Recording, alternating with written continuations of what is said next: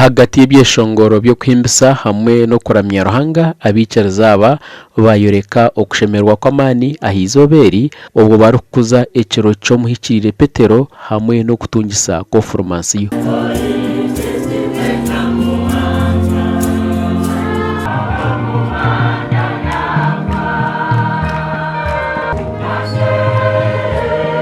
Reverend Father Deusdedit Twesigomwe owakorera omukoro ogu yashaba ensinganto okwetwaza gye kurabira omukwecureeza omu bunyeto bwabo.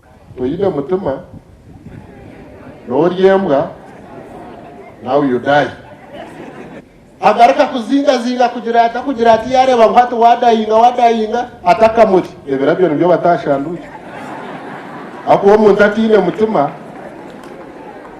akaryembwa nakurataho kufa shanducyo tubataho ki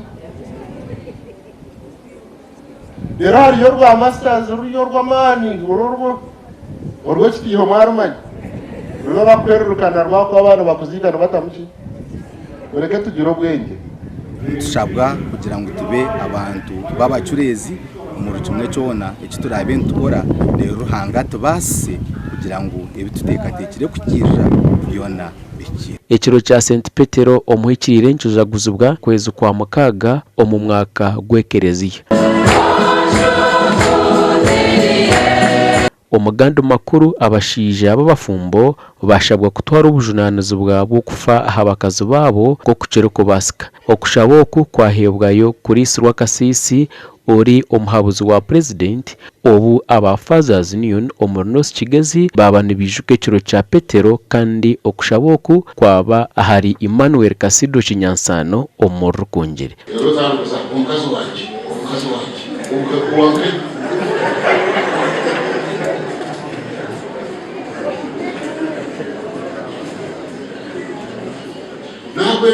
Ekyo niyo responsibility ey'omushaija oba rweza nyeneeka omu maka ge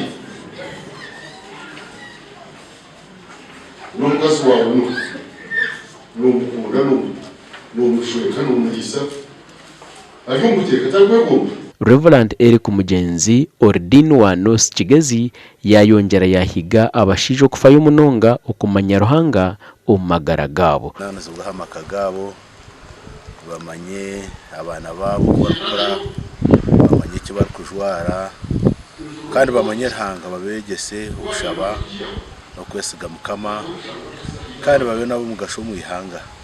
Ninterera abashiija boona omaranga ngu mube ekyokureeberaho omu maka ganyu mwombeke obukama bwa Kristo rero nyensya yana twakira omwiguru ajati Mukama simwe abashamu katwara kurukemu. Gashakwa Erakiza na Dan Basibye.